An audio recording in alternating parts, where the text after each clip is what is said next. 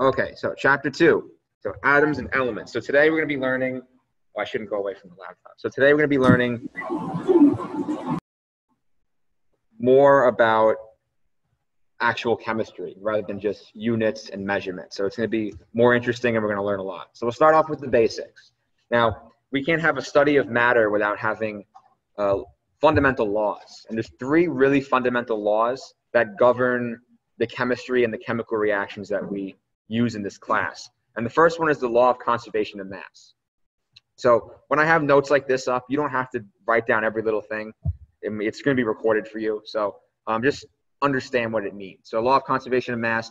So matter in a chemical reaction cannot be created or destroyed in a closed, well, really in any system. But so if you have a closed system that you can have no way energy or mass escaping during a chemical reaction, the amount of reactants you have that mix together to make a new substance is going to be exactly the same mass as the product, as the finishing product. So let's say you're adding 5 grams of sodium to 5 grams of chlorine. Let's say they go to a 1-to-1 mass ratio, which they don't. But let's say they just add together. 5 plus 5, 10. So you're going to get 10 for your product, even though that's not what happens. But just to give you an idea of how the law works in terms of the conservation. Now, by that metric, you can say that the entire universe has a fixed amount of matter. And that's true for the most part. And I mean, we're not dealing with quantum things. So technically, the law of conservation of mass is up for debate now. It's a weird fact. But you can actually make new mass and new matter. It's weird, but it's based on like dark matter and things like that. But we're not going to talk about that in this class. I don't really know that much about it. My knowledge is very limited. But in general, the universe has a fixed amount of mass and a fixed amount of matter and a fixed amount of energy. So these are universal constants that you cannot create or destroy. You cannot create more out of thin air, and you cannot destroy some into oblivion, into non-existence. So it's a definitive trait for any reaction. You can't add or subtract and have it disappear. Okay, so here's an example of that.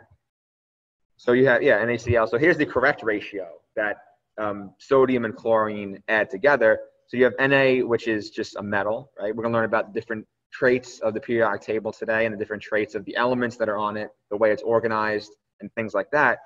And also you have chlorine, which forms naturally a diatomic gas. So chlorine naturally forms a Cl2, just like oxygen, just like nitrogen, just like fluorine, just like, that's it, bromine, I guess. But yeah, so you're going to add 7, let's say in this hypothetical reaction, you add 7.7 grams of sodium to 11.9 grams of chlorine. You're going to end up with 19.6 grams of NaCl, and you see the mass is conserved. So mass of the reactants equals the mass of the products. Okay, so the second law is the law of definite proportions. So this is one that's kind of like, oh, duh, but I have to explain it anyway. So basically what it says is that all samples of any compound, any one compound, let's use water as a very easy example. So we know water is H2O. Any source of H2O, whether it be from the ocean, from a lake, from your water bottle, has the same proportion of hydrogens to oxygens, either by number of atoms, by mass, very same thing. And that's a definite proportion for that compound. You can't have water, H2O, that acts the same, exactly the same as water. Oh, this one happens to be H3O, or this one happens to be HO. That's not how it works.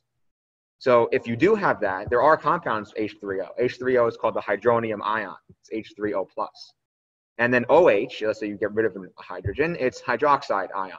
So once you remove or add an atom from a molecule, it becomes or a compound, or really any molecule, it becomes a different chemical substance. So this law is stating that the chemical substances that are the same, meaning water from here, water from there, is going to have or are going to have the same exact chemical formula. So that to most of you is, oh, duh, that makes sense. Yeah, and yeah, it does. But that needs to be established before we learn more about chemistry. So here's an example of the constant mass ratio between oxygen and hydrogen. So for H2O, there happens to be, and we'll learn about molar mass in this class, a very big, important skill, which we need for everything else in this course. So the molar mass of oxygen happens to be 16 grams per mole, about, and for hydrogen, it's about 1. So if you have H2O, you're going to have 2 hydrogens. So 2 plus 1, no, 2 times 1 is 2. And then you're going to have 1 oxygen, which is 16. So for the compound of water, you can say that the ratio of oxygen to hydrogen by mass is 16 to 2, or 8 to 1. And that ratio, that definite proportion, is constant. My mass keeps falling down. Is constant for any source of water you find. So that's important. So there it is in action. All right, cool. You could do the same thing with NaCl. Fantastic. Cool. Whatever. Any questions about those two? Professor? Yes. It's not about the class, but I was trying to join from the week 1 module, and I think you marked me absent. I also emailed you. I should have done it sooner, but it kept saying like waiting for the host to start the meeting. Oh, that you probably picked the wrong link from the announcements. Yeah, so that's my mistake. Yeah, you're fine. You guys are fine. So yeah, my name is Yahya. If you need. I got you. You and Justin, same thing. All right. Yeah, so thank you. For now, just so everyone's here now, the links are going to be in the module. And it's actually going to be the same link. All I do is drag it from module 1 to module 2. So so now you all have it. So just do the same exact thing. It'll be the same exact link even. So, okay. Thanks for letting me know. Good job. Okay. So the third law is a little bit more complicated actually. And it actually took me some time as an educator to figure out a good way of teaching it. And it's very elusive. So it's the law of multiple proportions. So in 1804, John Dalton, he made the Dalton's Dalton's atomic theory, which we'll learn in a second, is the law of multiple proportions, where basically we'll read off the slide and I'll explain it. So you have 2 elements, right, A and B, that they form different ratios and different compounds, so different combinations. Let's say it's, well, there's a question. Let's say it's AB1. Could you zoom in on the slide? Oh wait, you guys see the, I'm not sure what you guys see. Screen share. Aha, there we go. Perfect. That should be a lot better. All right, so there could be different ratios of A and B. So it could be AB1, AB2, AB3, meaning there's 1A and 1B, 1A and 2B, 1A and 3B. For example, there could be hundreds of different other combinations. But in these ratios, each one of these compounds has a ratio of the mass of A to the mass of B. Or in the way they word it is the masses of element B that combine with 1 gram of element A. Meaning the ratio, basically the mass ratio. Each one has a mass ratio of A to B. Those mass ratios are whole number multiplicities off of each other. So meaning, and they show an example. Well, let's just go by example. That's the best way to do it. So here's an example with just using 2 very simple compounds, carbon monoxide and carbon dioxide. So the mass ratio of oxygen to carbon in carbon dioxide is 2.67 grams of oxygen to 1 gram of carbon.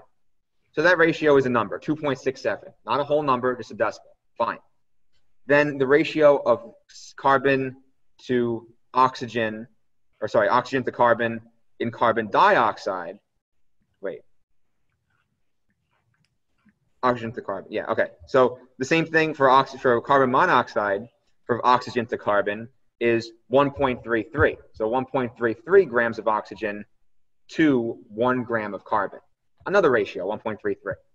So the idea of this law of multiple proportions is saying that once you have these multiple proportions of element A to element B in different compounds, they are whole number differences from each other. So if you divide those two proportions, 2.67 divided by 1.33, you get 2. So this works for really any combination of element A and element B.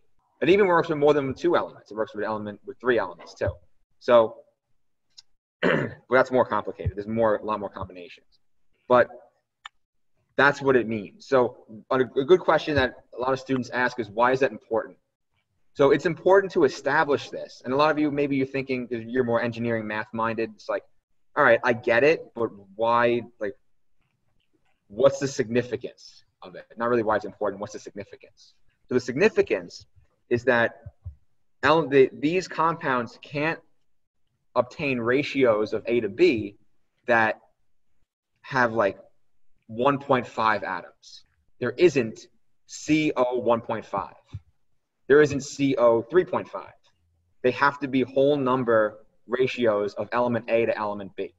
And those whole number ratios of masses then can divide into let's say the second compound with the same elements to get whole numbers.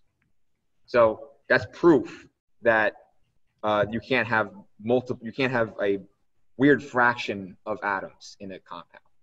So that's what this law is mainly for. So is there any questions on that? I know it's a little complicated. I'll show another example. So here's another example with 3 compounds with nitrogen and oxygen. So nitrogen and oxygen form 3 major compounds: nitrous oxide, which is N2O, nitric oxide, which is NO, and then nitrogen dioxide, which is NO2. And you can take the ratios.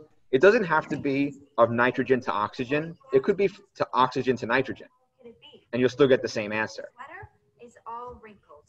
Can whoever is talking, Sorry, I'll take care of it right now. Okay, I did it. All right. So you can do the ratios of atom A to atom B. Let's say in this case they do the mass of nitrogen to 1 gram of oxygen.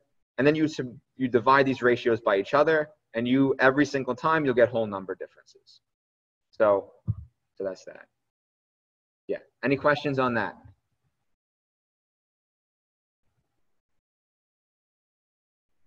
No? Okay. All right, moving on to Dalton's atomic theory. So Dalton had these, there's actually 5. Some textbooks say there's 5, some textbooks say there's 4. I learned there's 5. But sometimes they condense the 4th one. They condense the 5th one into the other ones. I don't know. But anyway, in this textbook they teach there's 4. There's 4 postulates of Dalton's atomic theory. And no, you don't have to memorize each one. You just have to understand what they thought at the time. So he proposed this theory saying that each element is composed of tiny indestructible particles called atoms. That's true. Second one, the atoms of a given element all atoms of a given element have the same mass and other properties that distinguish them from atoms of another element. That is also true, because we know based on the periodic table, there are different types of elements, and they all have different properties than another element. 3, atoms combine into simple whole number ratios to form molecules of compounds. True. It should be molecules or compounds. Who wrote this? Did I write this? Maybe. So that's based on all the different laws we saw, that you can't have 0.5 of an atom. So that makes sense. 4th one, which is the one that's a little bit, we don't know, is in a chemical reaction, atoms of one element cannot change into atoms of another element. Now this one was true for a while because we didn't know anything about nuclear reactions. But now we have a plethora of information on nuclear reactions, radioactivity, which elements can react with other elements under high energy and high instability to actually break their nucleus and form different elements. So we see that all the time with like nuclear power plants, for example, nuclear fission. So yeah, so that was true. But that's a really good start. This was early 1800s. He figured this out. So that's a really good start. Okay, so let's get into the nitty gritty. Now, the periodic table symbols, it's very important to understand the different numbers on the symbols. Now, the first one is the top number, which is the atomic number. And it is in bold for a reason. It's very important to understand the top number is a whole number all the time, and it represents the number of protons. This is the main way that the periodic table is arranged. So if you look at hydrogen, helium, lithium, beryllium, it goes 1, 2, 3, 4. And you kind of read it like a book. It goes from the top left all the way down, and you read it from left to right, up to down. And that's the number of protons. So we'll be learning about, today we'll be learning about actually both ions and isotopes. Now, isotopes, maybe if you heard from freshman, or not freshman chem, this is freshman chem. You heard from high school chem, that they have different number of neutrons. And then when you deal with ions or things with charges, atoms with charges, you have a different number of electrons. You notice that the protons don't change in any of these two phenomena. And that's true. The number of protons of an element cannot change. If it does, let's say by nuclear reaction, it becomes a different element. So the protons, or the atomic number, is the strongest characteristic of an element. You can't have a chlorine with 18 protons, then it's not chlorine anymore, then it's neon. No, then it's whatever, xenon. Yeah, neon's 10, so that's xenon. So the protons are characteristic of the element. So then the bottom number, which is usually a decimal, when you get to the weird elements like unununununquium, all those ones that are like 116, 117, all those weird ones, they are whole numbers. And the reason why they're whole numbers is because only one isotope has been discovered, and we don't really know the exact mass of it because it was created in a laboratory, synthesized for like a nanosecond. We detected it, and then it disappeared. Or because it was so unstable, then it became radioactive and the nucleus exploded. So we don't really have sufficient data for those high proton elements, the ones that are towards the bottom right of the periodic table, to tell the average atomic mass. So we'll talk about this average atomic mass right now. What it means is, it is a weighted average of all the different isotopes that are naturally abundant of that element. So what isotopes are, which we'll cover in the next slide, isotopes are versions, let's say, versions of the same element that have a different number of neutrons and therefore have a different mass. So these different masses, these different types, isotopes, isotypes, these different types or versions of the same element occur at different ratios in nature. And really it varies based on the stability, based on what is more naturally selected, I guess, in chemistry. So for chlorine, for example, there's two main isotopes. There's chlorine 35, which has a mass of 35, and chlorine 37, which has a mass of 37. One of you is, I could read minds. One of you is probably thinking, what happened to chlorine 36? Well, that's a good question, actually. But it just so happens, energetically, chlorine likes to have, how many protons? What's 37 minus 17? 20, yes. Yeah, okay, I can do math. So 20. So chlorine either likes to have 20 neutrons or likes to have 18 neutrons. Why doesn't it like to have 19? I don't know. Just energetically, it works out better when it has 35 mass or 39. So these natural abundances, chlorine 35 is more abundant, 75.78, and chlorine 37 is less abundant at 24.22%. Now, these percents can be taken as a weighted average, and that weighted average is the average atomic mass. So by weighted average, I mean what you do is you multiply the mass by the percentage that it occurs, and then you add it to the next one. So kind of like how you would calculate your grades. So I'm sure a lot of you were stressed out about grades in high school, and it all paid off because you're all in a very good school. But when you calculate your grade, you're like, oh, homework counts for 20%. So my homework grade times 0.2 plus, oh, the tests were 80%, 0.8 plus times my test grade, all that stuff. That's how you find the weighted average. So maybe I was a little bit more manic about my grades than you were, because I did that for like all my classes. But that is how you calculate the weighted average when it comes to isotopic abundances. So is there any questions on that math or or really anything I said so far? What is what? Oh, AMU, good question. So AMU is the atomic mass unit.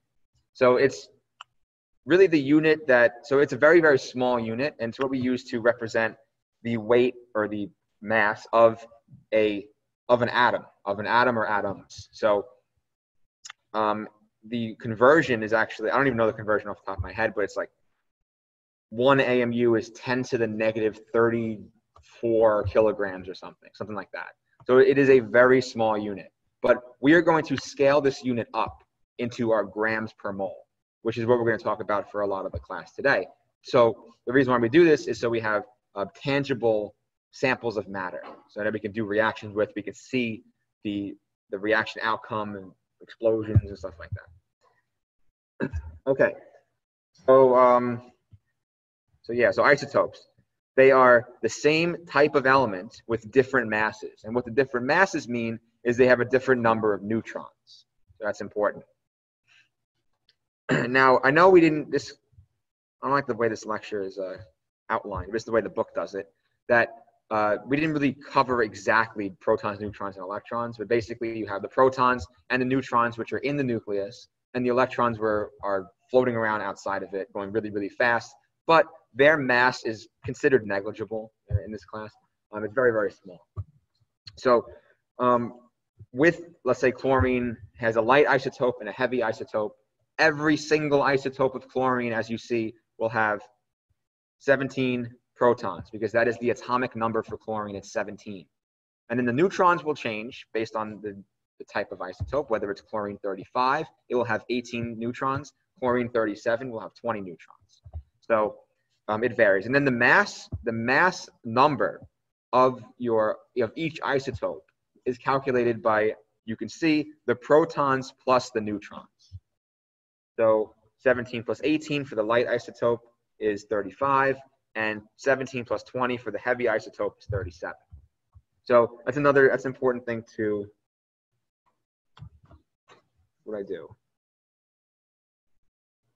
Screen sharing is stopped. I didn't mean to do that. I meant to just go to the, okay, you should still see it. So important thing to know is that the mass number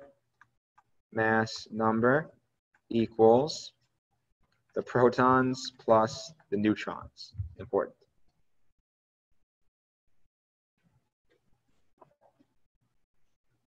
Okay, so I should do the screen sharing to screen 2 now. Okay, so any questions on that? No? Okay, so here's a trick question. Now, carbon has 3 isotopes. There's carbon 12, which is the most abundant. There's carbon 13, and there's carbon 14. Carbon happens to have an average atomic mass of 12.011. So that's the number it would say on the periodic table for carbon. What percent of carbon atoms have an atomic weight of exactly 12.011? The heading of the question may tell you the answer. Anybody want to guess? None. Good. None, 0%. Awesome. Yeah, none. Because the average atomic mass is exactly that. It is an average of them. So when we're dealing with number of atoms, we are in the 10 to the 22nd, 10 to the 23rd range when we're dealing with moles. So that's what we're going to learn about Avogadro's number. It's pretty soon. So that range is huge. That number we can't comprehend. I'll try to give you comparisons later on so we can try to comprehend it, but it is so massive we can't comprehend it. Therefore, any sample that we can tangibly hold of carbon will be an equal distribution of all isotopes. So we have, in terms of, based on their abundance percentages. So for carbon 12, it's 98%, carbon 13 is like 1%, carbon 14 is like 0.04%.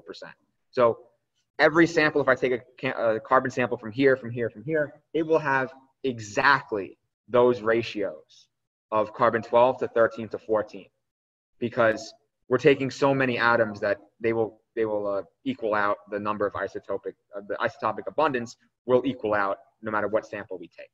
So that's why we have to use the average atomic mass when we're dealing with samples in a reaction that we're using for an experiment.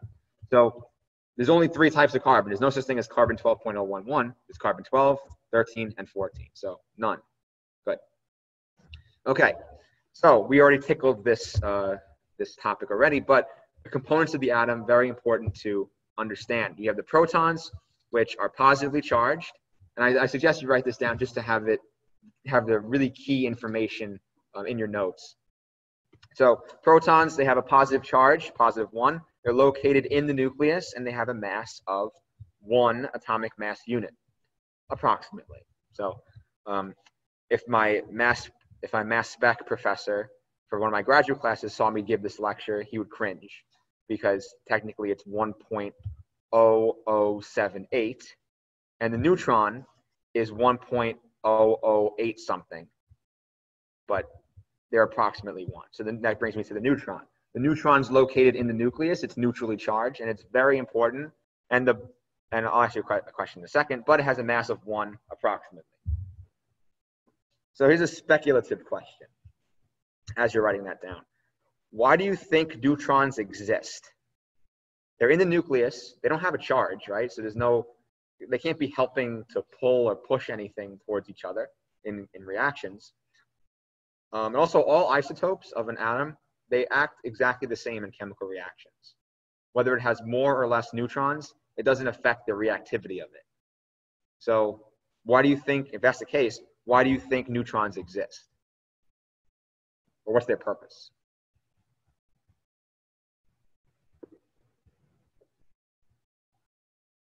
Any ideas? No ideas? Doesn't it have something to do with the fact that the protons and the electrons would attract each other since they're opposite charges? Yes, that is very close. Good. So it has to do with charge. Not exactly the answer, but very close enough. No one else really said anything. But so thank you for answering it. Now it has to do with charge. So you're on the ball. Now the nucleus is very small and very dense, and it has all of the mass of the atom inside of it, all the protons and neutrons. Now, if those protons are in close contact with each other and they're positively charged, what is that going to mean? They're going to they're moving too. So they're going to bump into each other. They bump into each other. They're both positively charged. What the hell is going to happen? They're going to repel, right? They're going to repel at a faster speed when they collide it, because if you do that with magnets with 2 positive ends, they repel each other. So that will happen, and then it will happen again, and it'll happen again, and it'll happen millions of times a second until the kinetic energy of the protons hitting against each other will become so great that it will break the nuclear force barrier. The nuclear force barrier is the force that is holding the nucleus together. And when that happens, you have radioactivity. So neutrons are technically, we can call them buffers. They are buffering the proton interaction and preventing it from going radioactive or being unstable. So neutrons are very important. We would all be dead without neutrons. Or electrons or protons, we'd all be dead. So good to know. All right, any questions on that? No? All right, so then we have the third subatomic particle, which is the electron. Electron is negatively charged, and it is around the nucleus, not inside. And the positions of the electrons vary between energy levels. And we'll learn about this in chapters 8 and 9. We dedicate 2 chapters to understanding the position and the energetics of electrons. So electrons, basically for now, their mass is very small, and they're located around the nucleus. They have different energy states and energy levels. And they react. So there's different types of electrons. There's valence electrons, which are the ones that are the furthest away from the nucleus, and they're the ones that are the most reactive, and they are exchanged, or there's interactions with them in any chemical reaction. And then there's internal electrons, which are also important. And yeah, so so the mass is very small. So the mass is, so let's say the proton's 1, the neutron's 1, the electron is 0.00055. That is approximately 1/1800. Omar, what did you get flowers for? Yeah, me too. So it's pretty small. Now what that means is we can consider it in this class to be negligible. And the reason why is because if it's 1 out of 1800, I think it's 1855 or something, that means it takes 1,800 of them to make one AMU, one of these mass units. Now, the periodic table has 118 elements, so 118 is the biggest one we can deal with in this class. And it has 118 protons, 118 electrons if it's neutral. That means at most we'll be having 118 out of 1,800 of the ratio of mass to make one. We'd have like 10% or 10% of one AMU at the most, is what I'm trying to say. So overall, we can consider them negligible. And then a funny meme or GIF, there's Jimmy Neutron. So that right there, that's an atom. And you see the electrons going around it. Okay, cool. So how do we know any of this? This is not going to be tested on really, but it's a good technique to be aware of, especially if you're going into chemical engineering or nuclear engineering or even environmental engineering, because it's a good way to really quantify any type of sample you have. And you can actually tell the structure of most samples. So the answer is mass spec. So I actually took a graduate course on mass spec where we learn a lot about the technique. I like to think I learned things, but it was a night class and I was exhausted most of the time. So it was tough. I got an A somehow, pulled it out. But basically what this is, let's just talk about let's show the picture. So mass spec is a technique that is used, it uses a very high magnetic field and a vacuum it does two things. One, you put the sample in, it ionizes the sample.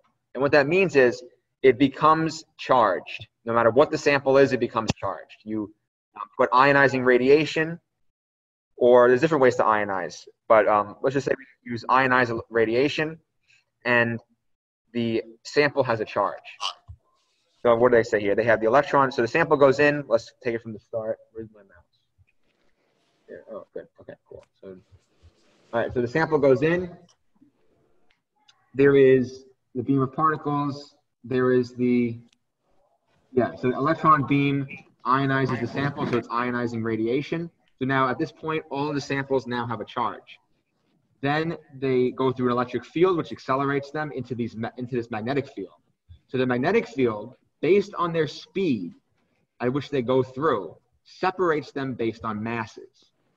So as you can see, the heavier particles are going to not be as bent, the path of the heaviest particles are not going to be as deflected as the lighter particles, because it's a lot harder with the magnetic field, or with really in any logical sense, it's harder to deflect a heavier object moving at a speed compared to a lighter object. So the heavier objects will not deflect as much, and they'll have a different diffraction angle, and that will mean the detector will detect them at a certain point that's different from the lighter particles. This separation is so sensitive that it can separate things based on one electron of mass difference. So you'll have, and the way you show the data is like this. I will mute whoever's talking. All right.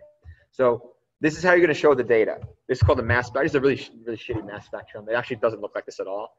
But just to make it simple, it really has a lot of spikes and noise and stuff. But for all intents and purposes, you're going to have peaks at your different masses based on where on the detector the sample or different atoms were recognized. And you can actually tell the difference between chlorine that is a 2- versus chlorine that's a 1-, meaning they're one electron different. You can tell that there would be two separate peaks. And if you have a really good mass spectrometer. So very powerful technique. And something else that's worth noting, I think there might be a homework question on it when we're dealing with these kind of things. Relative abundance. So relative abundance doesn't mean the amount.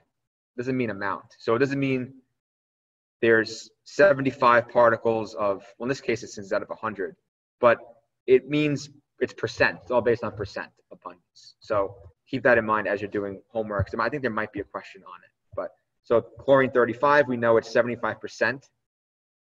And then chlorine 37 is about 25%. Now, this is normally the y-axis. The reason why I say that, normally the y-axis is intensity, and it goes from 0 to 100. So the intensity basically means the percentage. So that's important to note. Okay. So any questions on that so far? No? All right. So let's talk about the mole. So the mole, we'll just cut to the chase. The mole is, the chemist doesn't. So that basically means the mole is a quantity of particles. It could be a mole of people, it could be a mole of anything. It doesn't have to be atoms, doesn't have to be molecules. But it is a definition that has a number that represents the definition. And the number is 6.022 times 10 to the 23rd particles. And this is what we call Avogadro's number. So you could say like avocado's number, as like a joke. Yeah, classic. It's funny, like from my community college, I taught almost the same lecture this morning. So like, it took the steam out of my jokes because I'm saying it the second time today. But yeah, avocado's number again. All right, here we go. So a mole, a way you can think about a mole is it is an Avogadro's number of particles. That's the best way of a definition. So some people are like, oh, what's a mole? Oh, it's the number of atoms in something. Nope. It is an Avogadro's number of things. It could be anything. And it says it right there. Anything in caps. All right. So follow-up questions based on this huge number. So it's 6 and 23 zeros. Do you think that there's a mole of trees on Earth? No? Less? You think there's less or more? Less? Way less. Yeah, exactly. What about insects? No, like ants though? There's a lot of ants. Ants everywhere. No? Okay. All right, fine. You guys are on the ball. What you can see where this is going. You're really smart. So do you think there's a mole of blades of grass on the Earth? No. Yeah, I heard a yes, but the answer is no. So as you can tell.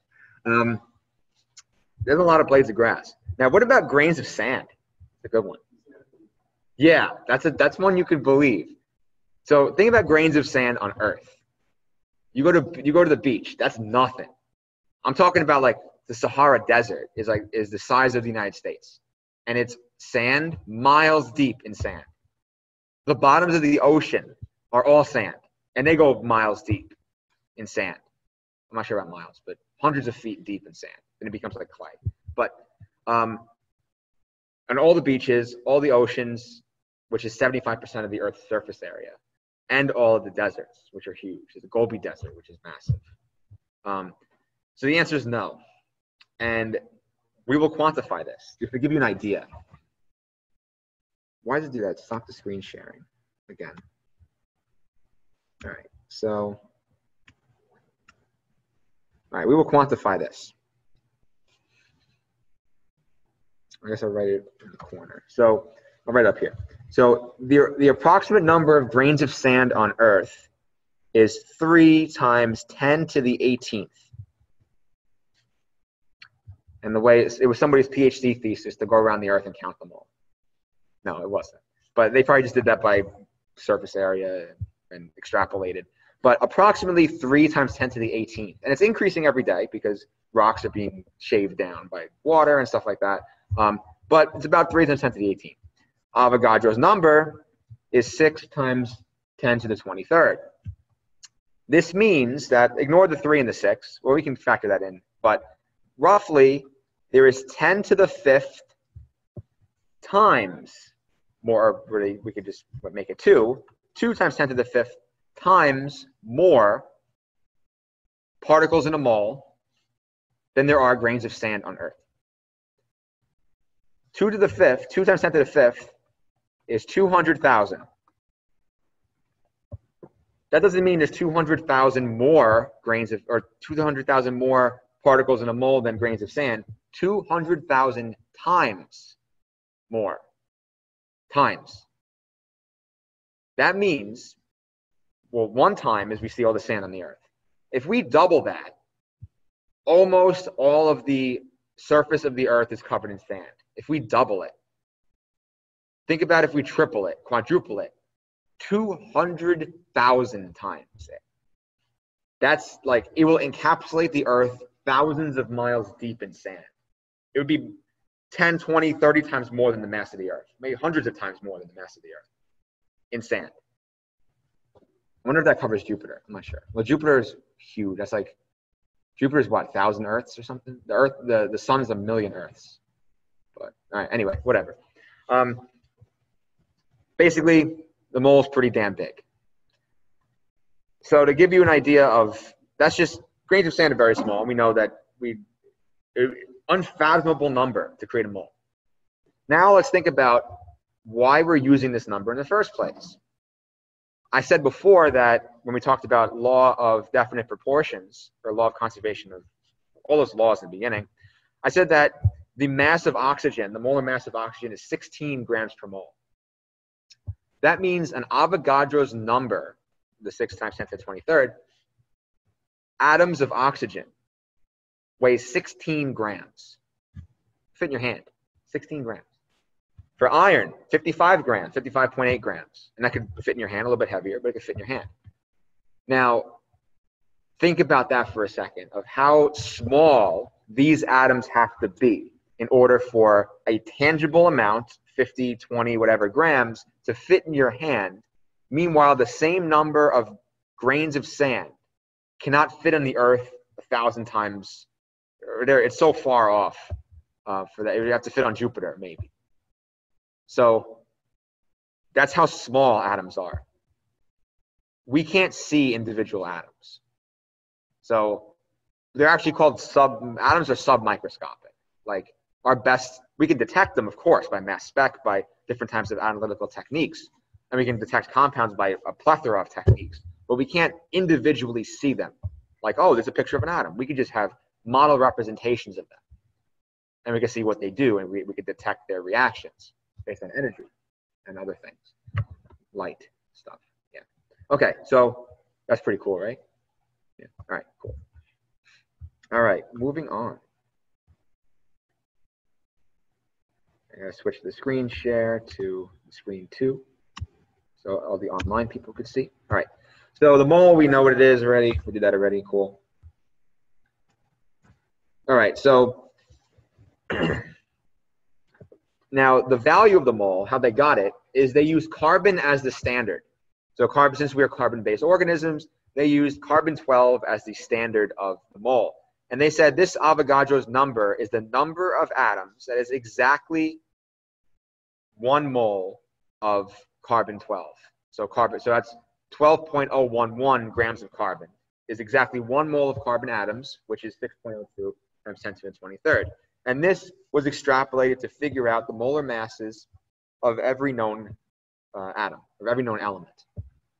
And that's how they figured that out. Any questions?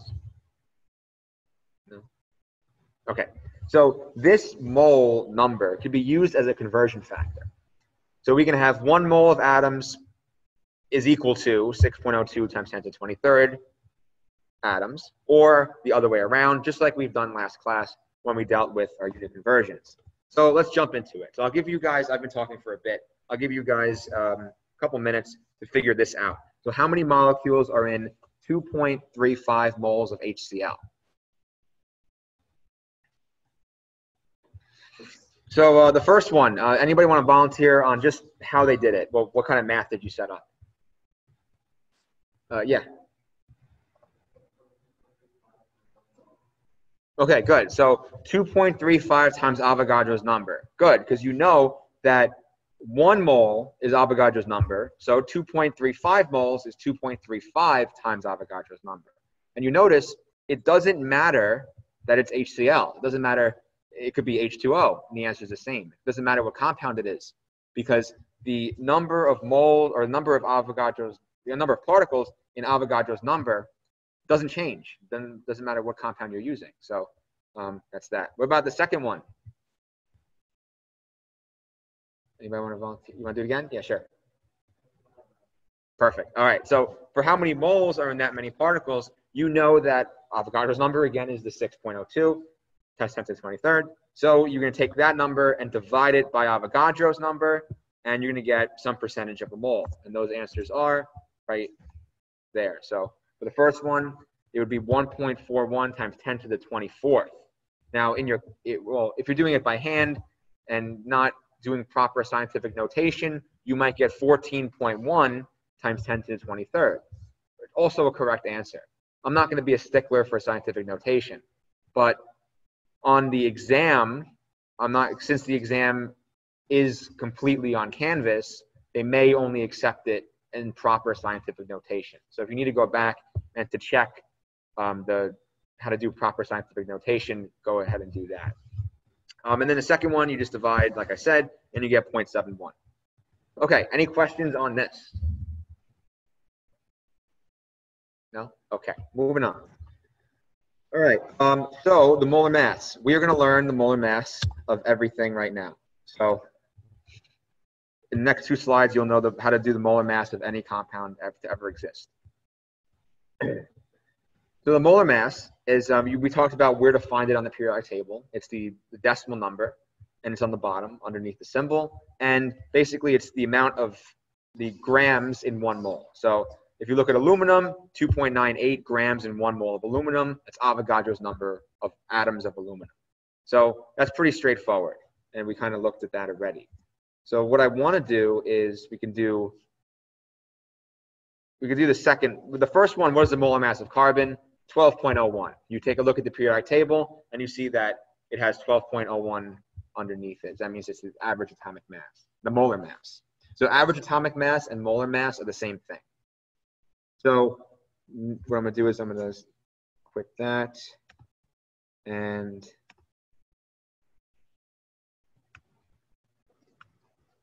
okay, so, oh no, that's the answers. Oh, damn it. Ta-da! All right, good job, guys. I'll do it with the pen. All right, so the first question is, what is the mass of 0.67 moles of carbon? So we know the mass of 1 mole of carbon is 12.01 grams per mole. So now, what is the mass of 0.67 moles? Multiply that by 0.67 moles. The moles will cancel out, and you get 8.04, or if you want to do proper sig figs, 8.0 grams. So yeah, that's how you do that. In terms of periodic table, now when you're doing your homework for this chapter, you can have a periodic table online. And what I'm going to do is I'm going to put a link in the chapter 2 module of a interactive periodic table. You can just look up, I think it's called ptable.com or .org or something. And it gives you a really good interactive periodic table. You can click on it, see the different properties of things, all the masses and the numbers, electron configuration when we get to that. So it's very helpful. But it's good to have that on hand when you're doing the homework because you're going to need it. And on the test, you will have it. So don't worry about that. Okay, so how many moles are in 45.67 grams? So we'll write down our measured number, 45.67 grams of carbon. If we know that 1 mole is 12.01 grams of carbon, our grams will cancel out, and we get 45.67 divided by 12, 3.803 with proper sig figs. Okay, so I'll put this back up on the screen.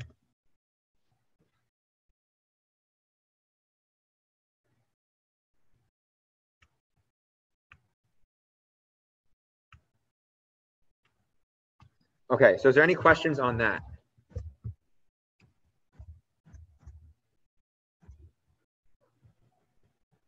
No? Okay. Weird timing, all right. All right, so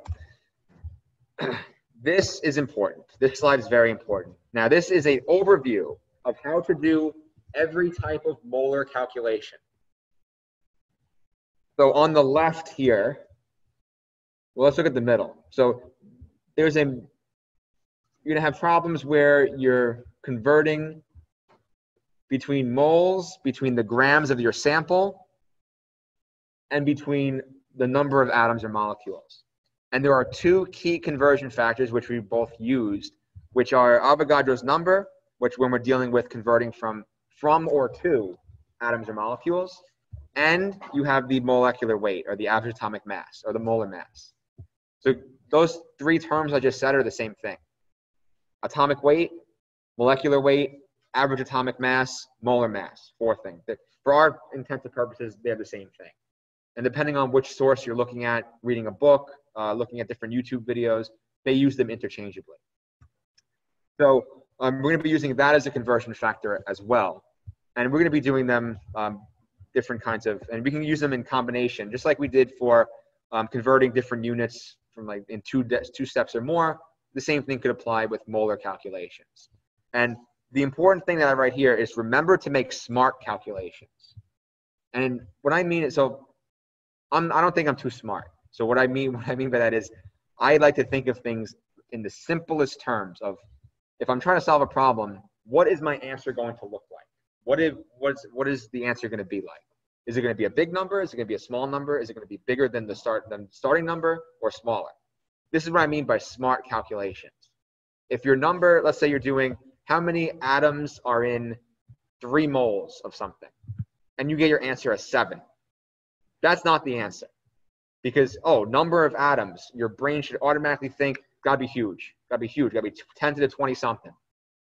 So if you get 12, or even 10 to the 12th, you could think, all right, that's really, really small. It should be somewhere in the 20s. So that's what I mean by smart calculations. When we're going from moles to grams, moles is usually a very small number. In this class, you're not going to see moles in the hundreds. You're going to see moles would be point something or 1 or 2 or 5, right? But it's never going to be 4,000 moles. Grams are going to be a lot bigger. They may be 10, 20, 0.1, could be 100, could be 200, but they're not going to be a million. It's not going to be 10 to 23rd. That's for atom number. So make sure the numbers you get for your answers make sense with what you're trying to figure out and make sense for the unit that they're in. So that's what I mean by smart calculation. Now, going into more detail, oh, question.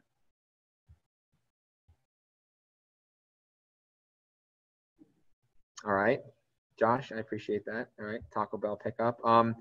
Actually, probably 5 minutes. Okay, so going over these conversions real quick because we're going to do 4 or 5 questions with them and on your own, so you can schedule your Taco Bell pickup when you're doing the questions. So when we're going from moles to grams, we'll do that first. So moles to grams. It's a bigger number. You're getting from a small number to a big number. So what are you going to do? Multiply, right? And you're going to multiply by the molar mass. So it makes sense to multiply, and then like we did on those examples, you're multiplying by the molar mass. So going the other way, going from grams to moles, we're going from a bigger number, let's say 12 grams of carbon, down to the number of moles. So we're going to divide by the molar mass. 12 divided by 12 is 1. Get to a smaller number. Going from the moles to the atoms or molecules, you multiply by Avogadro's number. Moles are very small. Atoms or molecules are very big, 10 to the 23rd. So it makes sense that you have to multiply by your 10 to the 23rd number, or a big number, the Avogadro's number. Going the other way, you divide. That's basically the conceptual plan. Is there any questions on that? So be smart with the calculations and do the math. Yeah. If you do the math wrong, the number will be way off. So that's an easy way to tell if you're wrong. Okay, cool. So next. Oh, you guys didn't know what I was talking about. So the group chat only comes on this screen. So Josh asked if he wants to schedule his Taco Bell pickup. He wants to know when the break is. So that's funny. Class clown. I was the class clown, but nobody thought it was funny. So I thought I was the class clown. Okay, so we'll do this one together, and then there'll be 5 we can do by ourselves, which will be followed by a break. So find the mass of carbon atoms that has. Oops. It's okay. The mass of carbon atoms that has 9.86 times 10 to the 23rd atoms of carbon. So we'll do this one together. So I'm gonna escape from this. That will stop the screen sharing for some reason. Don't know why it does that. Didn't do that last week. Okay. Okay. Oh, poop is the answer. All right, we have the work here. Cool. So what we know that 12.011 grams of carbon is 1 mole of carbon. And also we know that 1 mole of anything is Avogadro's number of the atom or particle. So we have our given number, which is our 9.86 times 10 to the 23rd. And we are going to divide that by Avogadro's number, or multiply it by the ratio. So Avogadro's number, the atom numbers will cancel out, and you'll end up with moles for this middle step. Then we want to go directly from moles to grams. So we're going to use our other conversion factor, which is 12 grams per mole. And then we're going to use that in our unit conversion, and the moles will cancel out, and we will get 9.86 times 10 to the 23rd divided by Avogadro. That gives a little bit more than 1 point something, and then multiply that by the molar mass, which is 12, which should give us 19.7. So I'll give you a second to write that down, and then we can do some on our own. Any questions on that? No, you guys are quiet. Bless you. You guys are quiet. Okay. All right, so time to do some on our own. Oh, yeah. So here's another important skill. So what if we don't have just carbon? What if we have a compound? So finding the molar, bless you again. So find the molar mass of any compound is very important. It's very important to get really good at it so you can do it quickly. Because a lot of the times in these questions when we're dealing with, in this class especially, really every chapter we learn, the math problem, the calculation-based problems, one of the first steps is going to be finding the molar mass. So it's important that you get really good at it, that you're like snappy with it, maybe memorizing. Well, if you practice a lot, you will end up memorizing unintentionally the molar masses of common elements, like oxygen 16. You heard me say carbon 10 times already is 12. Chlorine is 35.45. Sodium is 23, things like that. So to find the molar mass of a compound, like you have Na2SO4, which is sodium sulfate. I had to think about that for a second. So sodium sulfate, you basically just add up the molar masses of all of the atoms involved in the compound, and you get your answer. So you'd have 2 times your sodium plus your sulfur plus 4 times your oxygen. And all those numbers could be found by looking at the periodic table. So definitely have periodic table on hand when doing the homework and everything else. So the test, you will have it given to you. So add up the molar masses, multiply the number of atoms of each element, and then for sodium sulfate, you get 142. Okay, so does that make sense to everybody? Is there any questions on that? Don't feel like you're asking a dumb question, because if you have the question, I'm sure someone else does as well. Oh, okay. So what we're going to do is, let me just double check. There's my cat. There's my cat. She's adorable. Anyway, so what we're going to do is we're going to take our break. It'll be a 10-minute break that has these molar mass questions. So I recommend, so I want to, oh, there's 7 of them. There's 7 of them. So these molar mass questions, I want an answer for all of them. I don't have the answers on the slides, and I'm not going to do them. So I want an answer for all of them by not just one person, by anybody. So maybe some of you could do the last couple 3. You don't have to do all of them, but just maybe some of you could do the last 3, the first 3, or the 4, just so one person does at least one each that I have the answers for them. I explained that really roundabout, but you get what I'm saying. Okay, so we will take a break for 10 minutes until 7:25, and Josh can get his Taco Bell. 25. Okay, so everyone should be coming back now. I guess we'll go right into it. So who can give me the answer for the first one? That's called magnesium nitrate for the molar mass. 148 sounds good to me. 148 grams per mole. It's approximate. And in terms of something I didn't mention is rounding. So on the periodic table, you might see oxygen is 15.99. You can round that to 16. Nitrogen is 14.01. You can round that to 14.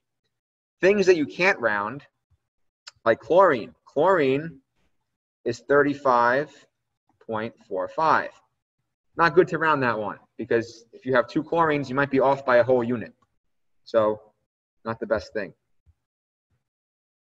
Okay, good. Next one, H3PO4, otherwise known as phosphoric acid.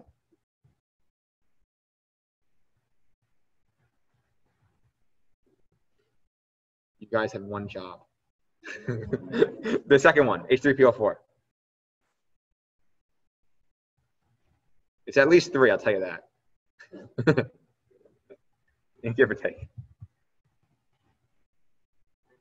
98. Sounds good to me. 98. Good. Grams per mole. All right, next. CH3COOH, otherwise known as acetic acid. Yes. 60.057. So, 052? Okay. So 60.05. Fine. It's good. 60. 60 is fine. Because you have the hydrogens are 1, carbons are 12, oxygen 16. So lead, this is actually lead 2 nitrate. So lead PbNO3 2. Yes. Sounds good to me. 331.2 grams per mole. And we didn't go over the parentheses, but basically it's just like the distributive property in math, where you have NO3, you find the mass of that, and then you multiply it by 2. Good job. Next one is ammonium sulfate, NH4,2SO4.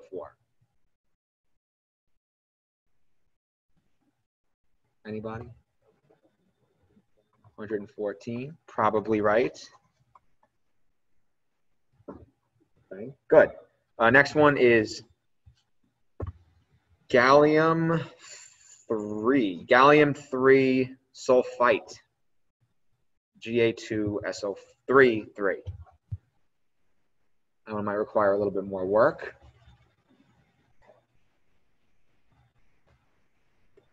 Did everybody get Taco Bell in the break? Is that why you didn't do it?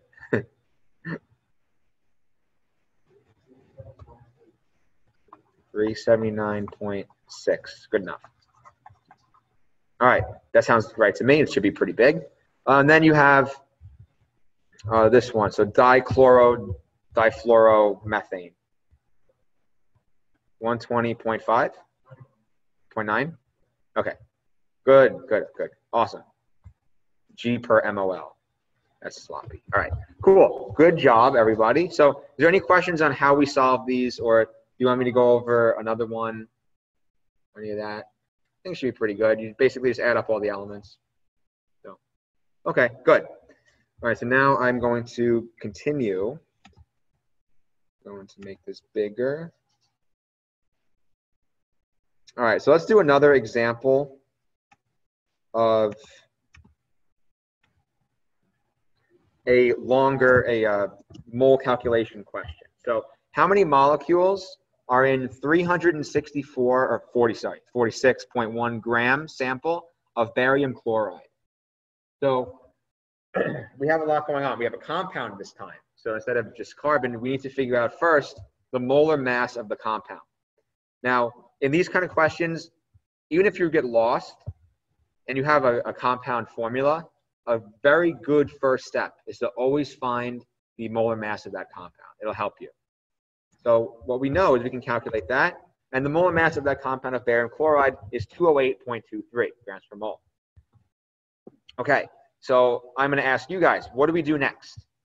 What's a good next step? So you have that many, you have a bigger sample, and we have the molar mass. What can we do? Perfect, awesome. So we can divide the gram sample, which by the number, it's bigger than a mole, divide it by the number of grams per mole to get the number of moles in that sample. So the sample divided by the grams per mole of the sample equals the grams of the sample, or the moles of the sample. So it would be more than 1, but let's see what we actually get. So it's 1.0, oh, it's about 1. So 1.001 times 10 to the, oh, that's the molecules. So for that, so what is 346.1 divided by 208.23? All right, about 1.6, whatever. So that number of moles now, we want to convert it into molecules. So who could tell me how do we go from moles to molecules? Perfect. Multiply by Avogadro's number. Good. And once you do that, you get around 10 times 10 to the 23rd, or 1 times 10 to the 24th. I'll leave that for a second. If there's any questions on that? So that's a really good comprehensive problem on everything we learned so far. You got molar mass in there. You have conversion from grams to moles, and conversion from moles to molecules. That's a very good practice question. I'll leave it up for a second.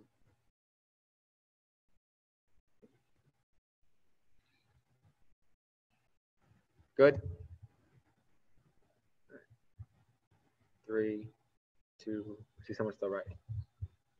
3, 2, 1. Kitty. Yeah. Her name is AC. Spelled ACY. And she's psycho, as you can see in the left picture. But yeah, she's my cat. She's awesome. All right. So now we're going to learn about the configuration of the periodic table. So you have elements. Oh, there's a comment. It better be on how cute she is. Let me see. Yep, I knew it. Adorable cat. Thank you. I know she is. She's a model. She's awesome. Okay. So in case you're wondering, she is how old? She turned 2 in August. So still a youngster. All right. So elements in periodic table. So we're going to go over the different types of elements. So there are 3 classifications of elements. There are metals, which are actually most elements are metals, believe it or not. Different types of metals, but they are metals. Then there are metalloids, and then there are non-metals. So just from the name, what do you think a metalloid is? Anybody? Yeah. Yeah, it's like a halfway point. Yeah, it's got some characteristics of metals, some characteristics of non-metals, and it's just they didn't know where else to put it. So that's exactly what it is. Silicon is one of the most popular ones. So, well, I'm going to say one thing first about the periodic table. So the periodic table, it's not perfect. Think of it as this.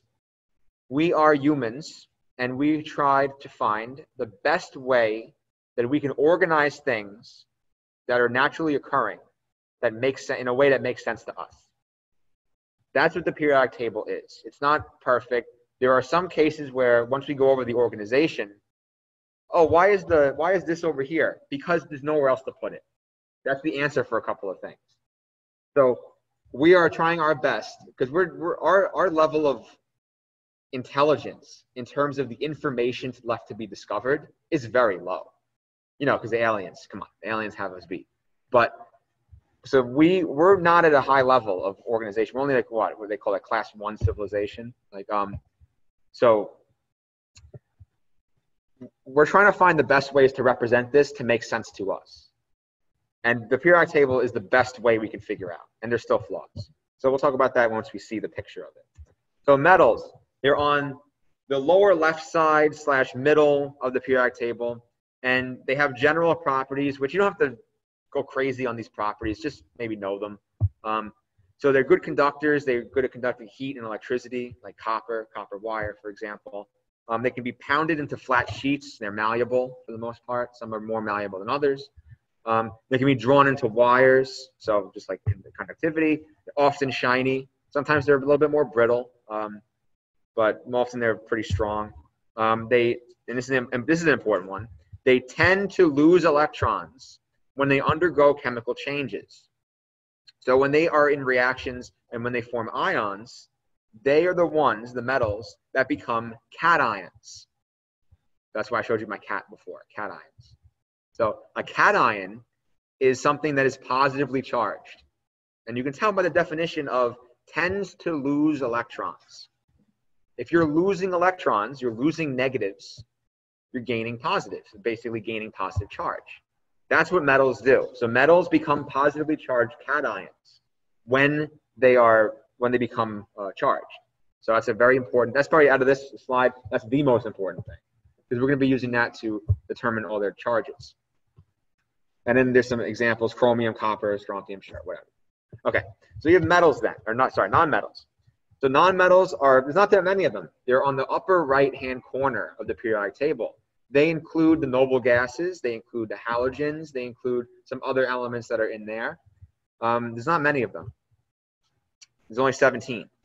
And the metals, I don't know how many metals there are. It's probably 80 something, 90 something. So they tend to have these properties. They're poor conductors. They're usually brittle. They're usually powder at room temperature, like sulfur, phosphorus. They form a powder. They're the opposite of metals in their way of reacting in chemical reactions. They tend to gain electrons. And we'll talk about that more specifically when we talk about cations and anions, but there's a reason why they like to gain electrons. And I'll talk about that soon. And there's 17 of them total. 5 of them are solid at room temperature. You have carbon, phosphorus, sulfur, selenium, and iodine. Those tend to form, like iodine are crystals, they're purple crystals, but the other ones are just dust, like powder. And carbon could be graphite, could be diamond, and those occur at room temperature, graphene.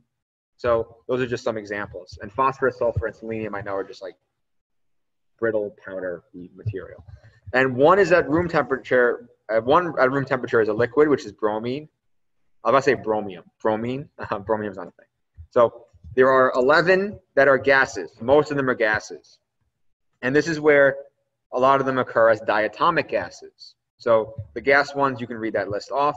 But the important thing is to be familiar with the ones that are diatomic gases, meaning they diatomic 2 atoms. So they have 2 atoms when they form in their molecular state, when they become molecules. So you have hydrogen, you have oxygen, you have fluorine, bromine, iodine, nitrogen, and chlorine. I feel like there's one missing. No, that's it. Yeah, those are them. So those are the diatomic gases. You can write those down. That'll help. Any questions on that?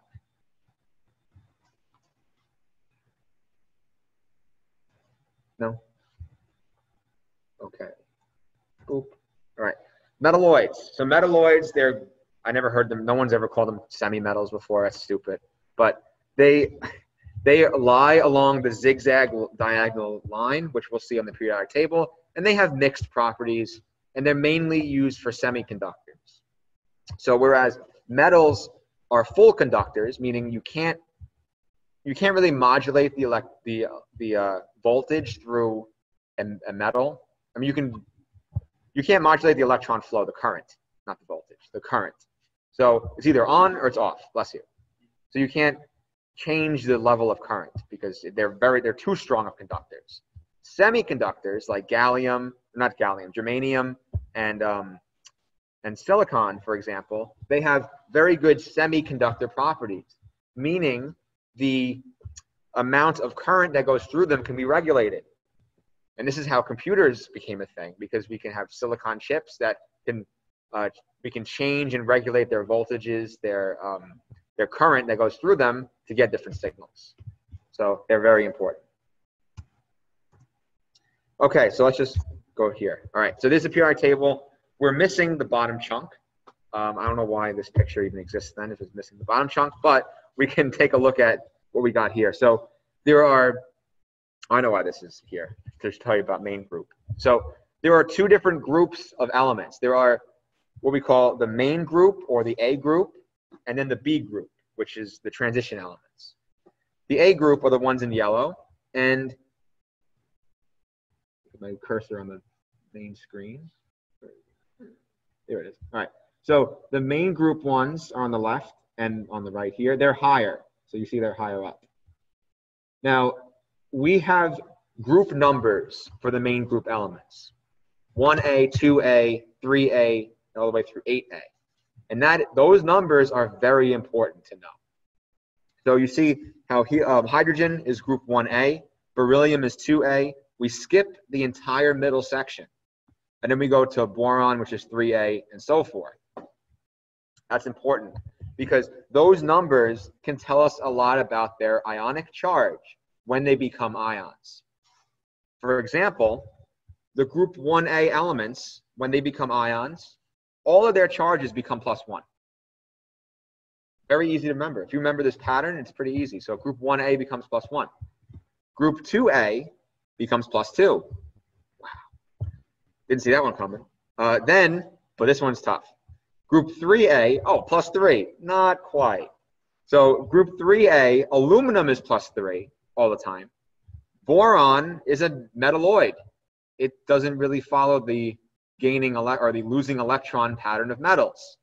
So it really doesn't, we don't really, such a varying charge that we don't know. It usually takes place in not ionic bonds, but covalent bonds. Then everything underneath, you have gallium, indium, whatever that is, thallium or something. Yeah, so those, they are transition elements as well. We call them post-transition elements. What that means, really, is they are transition metals, but they had nowhere else to put them. So they go there. They're post-transition elements. So they follow the same exact properties as transition metals. And we'll learn about that. That comes into play in chapter 3 and 4 when we talk about naming, which will be next week, I think. I lose track, but it's coming up soon. Not this chapter, though. Okay, so then, yeah. So then for 4A, 5A, 6A, and 7A, the best way we can do it is describe it from the other way. So 8A, we'll go backwards now. So 8A, these are called the noble gases. They are noble. See, noble gases. They are noble.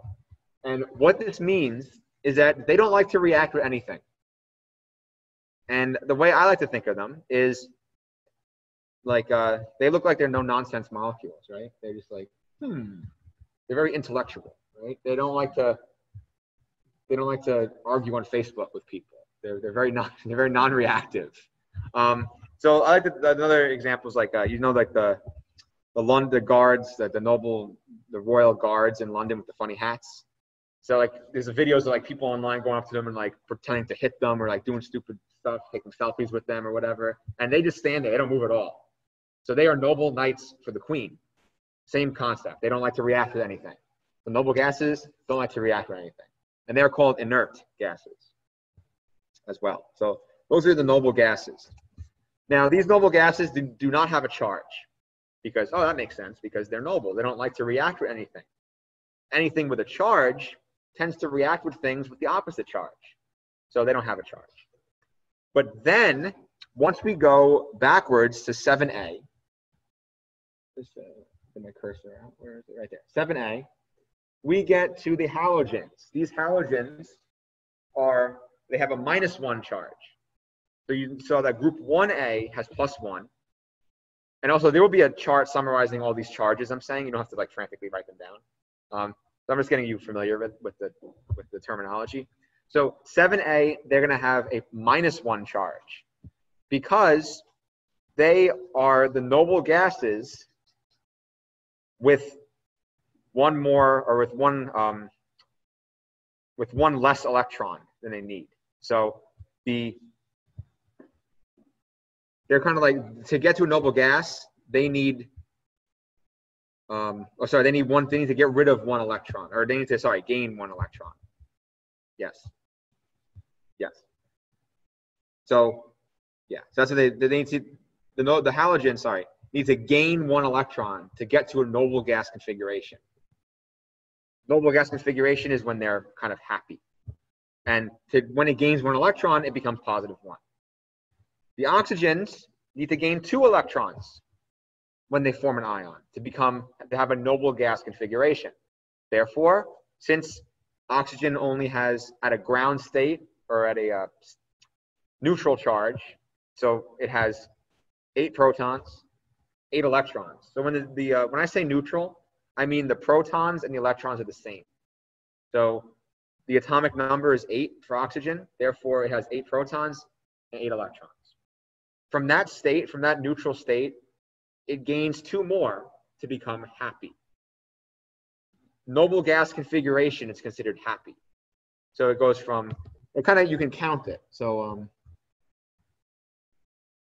where am I going? All right, there. So oxygen minus, so it's right here. To gain enough electrons to become a noble gas or happy, you can go, oh no, you see, goes 1, 2. So once it gains those 2 electrons, its charge becomes -2. And then nitrogen and phosphorus actually become -3. So they'd have to gain 1, 2, 3 electrons to get to neon, or to get to the noble gas. So there'll be a chart, I think, later on showing the charges, and I can explain it again. But hopefully conceptually that makes sense. And then you can, a good question could be, oh, what about the middle ones? What's their charge? It varies.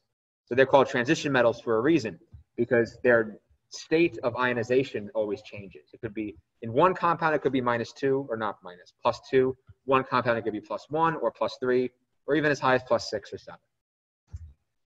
Okay, so we talked about noble gases already. Then we have the alkali metals. So the alkali metals are in group 1A. They consist of all those listed, and they explode violently when reacted with water. Important to know.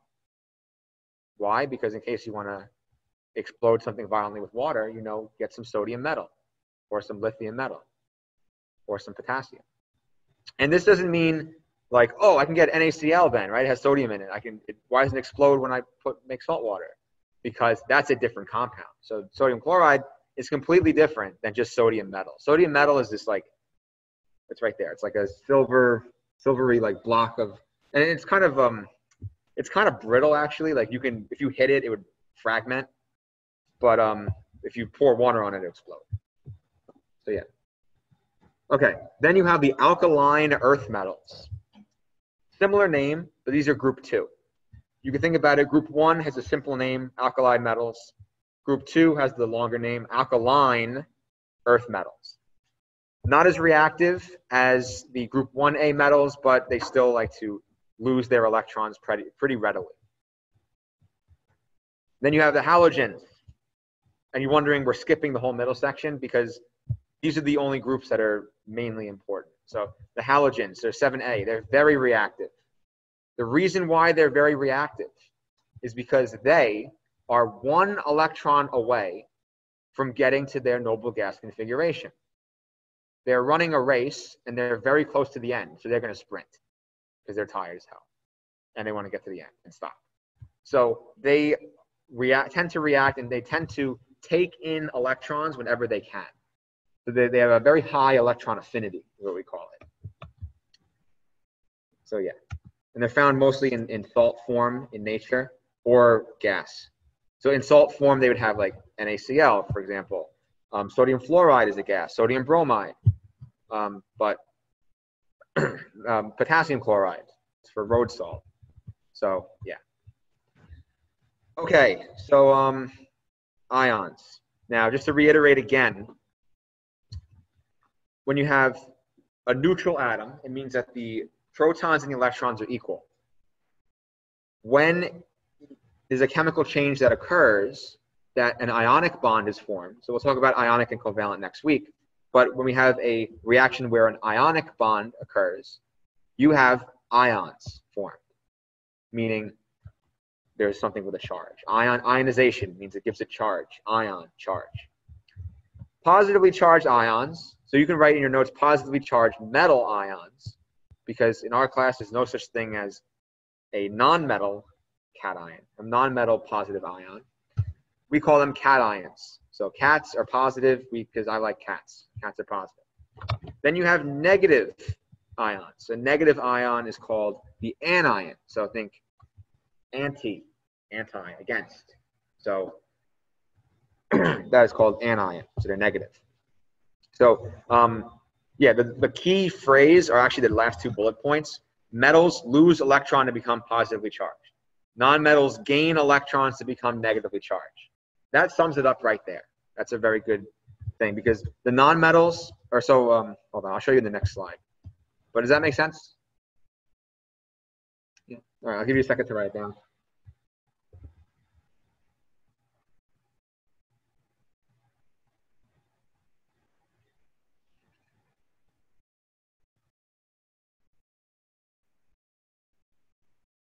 Okay, moving on. All right, so this shot of the periodic table shows all of the charges that you guys need to be familiar with and know, really. So memorize this chart, but it's very easy to memorize because of there's trends and there's patterns. So I will go over it again. Don't really worry about tellurium down here or selenium. I mean, it follows a trend, but I've seen them in different states before. It's fine. Hopefully. So group 1A, 1 plus 1. Group 2A, plus 2. Group 3A, it's actually, you know, every textbook has it different. It's actually aluminum and gallium that have plus 3. So gallium is right underneath aluminum. That also has plus 3 all the time. So then you have the halogens. Hydrogen is here. Why is hydrogen there? Because it could be ignore that. Ignore the hydrogen being there. Fluorine is the first one, and then it goes down in minus. So when we deal with acids and bases, we'll be talking about hydrogen, the hydrogen ion, and that's going to be H+. H- is also a thing, but we're not going to talk about it in this class. So you have fluorine, chlorine, bromine, and iodine is -1. Then you have group 6A, which is -2. And then group 5A, actually, it's nitrogen and phosphorus, which are -3. So all in all, this is what you would need to know. Yeah, and beryllium is not here because beryllium actually likes to partake in covalent bonds. Why? Because sometimes it does. Yeah, it's weird, right? Because once we learn more about the periodic table, the more you're going to hate it. Because it's like, yeah, this works perfectly. Now this one's weird. Good. This one's weird. And there's a lot of exceptions. But this is because, like I mentioned, human beings made this table to the best of our ability to organize these things so that it's easy for us to interpret. But it doesn't mean it's perfect. There's actually a lot of exceptions. So does that make sense conceptually? Okay, so those charges be familiar with. And the reason why those charges exist is, like I mentioned, we want to reach a noble gas configuration of electrons. So I talked about how that applies to the halogens and then the 6A elements and also the 5A elements with they gain the number of electrons required to get to the noble gas configuration. But it also applies to the metals that are losing electrons to get to that configuration. So if you look at group 1A, they have, let's say they're neutral. They want to get to noble gas configuration. They need to lose an electron to get there because it's much easier for lithium to lose 1 electron and end up back here, or back here where, right there, where helium is, than to gain 1, 2, 3, 4, 5, 6, 7 electrons to get to the next noble gas. Much easier for it to lose 1 than to gain 7 energetically. So that is why metals lose electrons. So maybe in high school you learned they lose electrons and they have charges. But the reason why is because they want to reach that noble gas configuration, and the number of valence electrons that metals have is usually, pretty much all the time less than 4. It's usually 1, 2, or 3. Since it's 1, 2, or 3, it's much easier to lose 1, 2, or 3 electrons than to gain the remainder to get to 8, than to gain 5 or 6 or 7. That's why they like to lose electrons. And so if you look at 2A, magnesium, it's much easier for magnesium to lose 1 electron to get to sodium, lose another electron to get over here. Or sorry, the cursor is not on the screen. Where is it? I saw it. Wait, it's on the screen. There we go. Okay. So it's much easier for magnesium to lose 1 electron. It'll be just like the same configuration as sodium. Then it loses another electron. It ends up over here. So it's much easier to happen than if it gains 1 to get to here, then 2, 3, 4, 5, 6. That's much easier to do. Okay, does that make sense? Yeah? Okay, cool. All right, moving on. So think about it now. Don't think about it. Too late to think about it. All right, elements. So we talked about that already. Atomic number we talked about. Mass number we talked about. So this is a little different. Kind of a review, but going a little bit more in depth of what we talked about in the beginning of the class. So we know what isotopes are. There is a different type of symbol for isotopes. And this symbol is called the nuclear symbol. The nuclear symbol, because it is specific to each nucleus, meaning each isotopic nucleus. So here's how it's written. You have the chemical symbol is where X is. The mass number is on the top this time. Normally on the periodic table, we're used to the mass number being, or we're not used to a mass number at all. We're used to the average atomic mass being on the bottom. In this case, the mass number, which we went over before, is also listed right on the top, where it's listed as A, as the number of protons plus the number of neutrons. That's the mass number. So that mass number is on the top, and it is all the time a whole number. It's different than the atomic mass. Atomic mass is the average atomic mass for an element. The mass number is the mass that is specific to an isotope, whether it's neon 20, neon 21, or neon 22. And there are questions. Let me see. Oh, good. Okay, yeah. How? Good question. So yeah, I beat you to it. So is mass number different than atomic mass? Yes. So mass number is isotopic specific.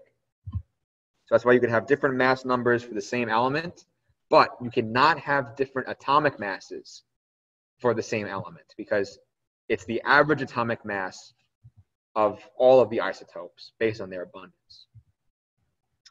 Then you have Z is the atomic number, which is on the bottom this time. So keep that in mind. This is a different symbol. The notation is called the nuclear symbol and is not to be confused with the periodic table symbol. Okay, and something that makes it really easy to understand is why we make this nuclear symbol. I'm gonna do this. I'll show you. Okay. So I'll draw the neon one over here. I'll draw neon 21 up on the top. So this is neon 21. So the 21 is the mass number, put mass, and then the 10 is the proton number. How do we get the neutrons? Subtract, and look how it's set up. We could just do that. Wow, magic. And we end up with 11 neutrons.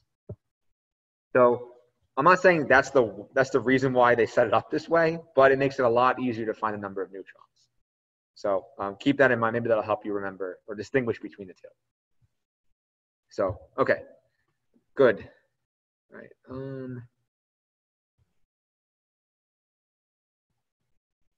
Okay, so I gotta switch the sharing to the bigger screen. Okay, cool. Okay, now moving on.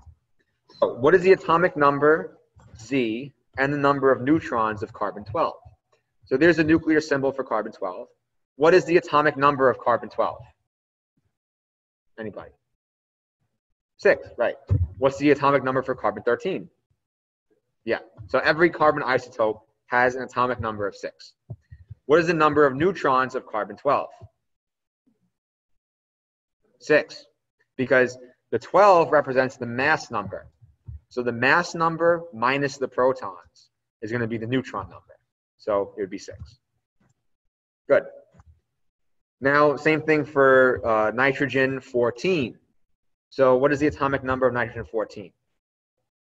7. What is the mass number? 14, right, because it's written there. Good. All right, so there's a periodic table again. Something we didn't cover is the organization of groups or of vertical columns and horizontal rows. So the groups are the vertical columns. They're called groups. That's why we call it group 1A, group 2A, group 3A. Then the periods go across. And there really isn't much in common with periods, honestly. Like if you say, what does everything in period 4 have in common? Nothing. There's nothing that they have in common. So if you go through it, you're crossing through potassium, which is an alkali metal, then calcium, which is an alkaline earth metal, bunch of transition metals, some metalloids, and some nonmetals and noble gases. They have all nothing in common. The only thing they have in common is that they increase by 1 proton every element that you go. That's it, because they all go in number order. So that's why we don't really talk about periods in this class, but definitely we talk about groups, because they have all the same chemical properties as the other elements in the same group. Isotopes, we beat this dead horse already. Sorry, dead horse. Okay, so periodic law, that's stupid, honestly. There's no point. So that was the first periodic table. They didn't really know much. Yeah, it didn't look like that at all. It actually looked terrible. They had like more numbers on it, and it was just ugly. But yeah, it was like really spaced out, and it didn't have boxes. It had like lines underneath, and it was just like it was a mess. I have a picture of it somewhere. In a lecture I gave this morning to my class in the community college, I had a picture on the slide. And yeah, this guy Mendeleev in 18 whatever, I don't know what year. Okay, so we talked about this already. We're kind of almost done. I think we are done. The rest of it's just kind of a review. So this is the periodic table again. Oh, experiments. This is good. Yes. So this is the last bit of information. So yeah, so something else that's important is how do we know about all this stuff? So we've known, like to us, even growing up in like middle school and high school, we knew that, oh, they know about atoms, they know about molecules and like protons and stuff. Maybe we heard these terms thrown around, but how did they discover these things? In the early 1900s, they discovered a lot of protons, neutrons, and electrons. How did they do that? So these are the experiments. I'm going to go over 3 key experiments, 4, 3, I think it's 3, that go over how they did it. So first is the discovery of the electron. Now, J.J. Thomson, back in, I'm not sure what year he did it, but he was alive in the early 1900s, or 18 to 19, wow, that's a long time. 1856 to 1940. Damn, that's a life expectancy back then was like 60 maybe. He lived for like 80 something years. 85, yeah. Yeah, damn. Okay, so good for him. So he did a cathode ray tube experiment. So a cathode ray, we know now, is a beam of electrons. But they didn't know what the hell it was. They just know, oh, if you put these things together, we get a beam. What's in the beam? Whatever's in the beam could help us to determine what's in every atom. So they did many experiments, but here's one experiment they did. They shot the beam through like an electrical field. So they put a positive plate on the top, a negative plate on the bottom, and they saw if the beam bent at all or deflected or yeah, whatever, bent, sure. And they saw that it bent towards the positive end. This means that, oh, there's got to be something negative in the beam. So they called that the electron. Very basic experiment, but it worked, and they determined the electron. So they determined that the electrons travel in straight lines, that they are independent of the composition of the material, meaning they're in everything, and they have a negative charge, bless you. So that's what they figured out about the electron. All right, so we got that on the table. Good. So now we want to know more about the electron. So this guy, Millikan. So I used to, when I learned this freshman year of college, for me, I used to call it Milkman, the Milkman's oil drop experiment. So Millikan, he had this really complicated experiment where he put particles in an atomizer, which is basically just exposing them to high energy to make them into their atomic form, and he put them into a chamber. So this, I'll get the cursor up there. So you have a middle chamber. So you have this, you put them in a chamber, and there's actually, it's not shown here, but there's a slit that the atoms will go through. And then they will go through based on, like they would be pressurized. So they'd go through here. And then once they're in the main chamber, they would be ionized by ionizing radiation, very similar to how the mass spec works, by shooting high energy particles to knock off electrons in order to make them ionized. So once they're ionized, you notice that they're in between a negatively charged and a positively charged plate. What would happen is the charged droplets will hover, or they'll be suspended in the middle of the electric field based on 2 things. the attraction and repulsion of the atom, the ionized atoms, to the positive and negative plate, and also by gravity. So based on those two forces, they can calculate, and then based on how close the atoms were to the positive or negative plate, counting into the, or taking into account the effect of gravity on top of that, they could actually calculate the charge strength of the electron. So let's say they used helium. Helium would have 2 electrons. Let's say it gets ionized, it has 1 electron. And that means it would be positive. If it's positive, that means it would hover more towards the negative source. So that 1 electron, put that into an equation factoring in gravity, and you would get a charge number for that 1 electron. If it was 2 electrons, you can get a charge number that's probably greater divided by 2. So they figured that out, and they got these numbers.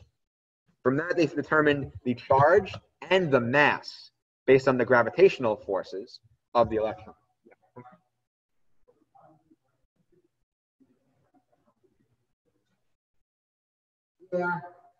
Yeah, but like they flipped it probably. Like in this case, you can ionize things both ways. You can make them positive and negative. But you're right. That's a good point. So you could easily have the same experiment but flip it to figure out the opposite. Okay, so they figured out the electron. These numbers aren't too important for this class, but if you're taking, well, when you take electricity and magnetism, so that's physics 2, right? It's still physics 2 in this school. Are you guys in physics, like mechanics? Mechanics is physics 2? I don't know. In Stevens, you take mechanics first, then you take E&M, but maybe it's switched. I don't know. I hated E&M. That was my least favorite class of all time. I hated it. But basically, you're going to be using these constants a lot: the mass of an electron and the charge of an electron. So yeah. Okay. So Thomson's plum pudding model. This is stupid, but he had an idea that was revolutionary. He's like, all right, if we have all these subatomic particles that we know about, we have electrons, we know their charges and masses, we know that there's other stuff in there, because they can figure out what's the mass of the whole sample, and then the mass of an electron is very, very small, so there's got to be more things in there. But they didn't know what these things were. They didn't know that protons and neutrons were different yet. But they knew that there's more things existed other than the electron. So they're like, all right, it's got to be some kind of plum pudding model, whatever that means. It sounds disgusting, a plum pudding. But basically that the electrons are floating around this sphere of positive energy, and it's just a blob, a solid blob of subatomic particles, a soup, a solid soup, I guess a pudding. So I guess that makes sense. So yeah, so there's a way you can test this. So this guy Rutherford, they actually named Rutherford after him. I don't know. I made like Rutherford, New Jersey. I just made that up. I have no idea if they did. But you would have believed me. You would have went home. Hey, mom, like I know where they named Rutherford, New Jersey from. No, I don't know. But there's probably other famous people named Rutherford. But anyway, regardless. So he did this really revolutionary experiment. So I'll explain it I'll put the cursor up on the board. There we go. All right. So he got a beam of lead atoms. Right. So this is a brick of lead. Or no, a beam of radiation. Oh, sorry, it's actually helium. So you got a beam of helium, ionized helium, like really high energy. So helium particles are alpha particles. So we'll learn about that when we get to radiation. But he took high energy alpha particles, and the reason why it's surrounded by lead is so they don't get spread out, like they don't hurt you. Alpha particles don't hurt you anyway, but just so we can direct it into one place. So they took this beam and they shot it through a gold foil. So the gold foil is literally just that. It's like aluminum foil, but gold. So it's more expensive aluminum foil. And then they have a detector that goes almost 360 around it. So what they expected, and a picture that the beam is traveling in like a laser, very, very straight line. Now, what do you think? I mean, this shows what happened, but the hypothesis before the experiment started was, all right, you're going to have this beam, because the plum pudding model was the leading explanation at the time. Since the whole thing is, the gold foil is solid and they're interlocked, or they're very close together gold atoms, the beam is going to bounce off of the gold foil and bounce all the way back to the detector over here and back to the sphere. So the detector probably won't detect anything because everything will come back to the source. But the opposite happened. So to the data, over 98% of the alpha particles went straight through. Straight through. About 2% were deflected by large angles, but went through. Still went through, but they were deflected. About 0.01% of the particles bounced off gold foil. 0.01, that's 1 in every 10,000 bounce back. So what does this mean? This means that 98% of the space in that gold foil is empty. How could that be? We could see it and we can't see through it. Well, that's another example of how humans are stupid and we are limited by our organs. We're limited by how well our eyes can see and convert the information that they get, convert the photons into reality. That's a very limiting thing.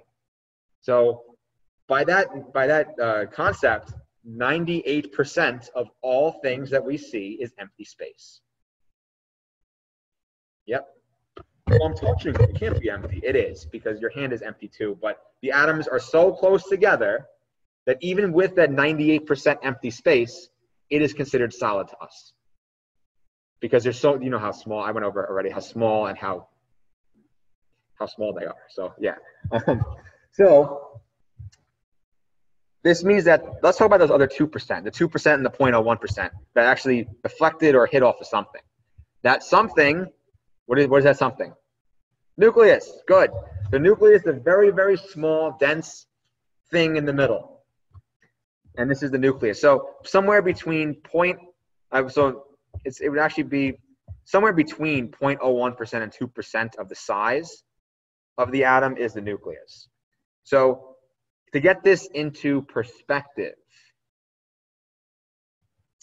if you take Yankee Stadium, right, and you put a penny of Yankee Stadium in the pitcher's mouth, on the pitcher's mouth, there's a penny, and you take all of the mass of Yankee Stadium and you put it into that penny, all the mass, that's thousands of tons of steel and concrete.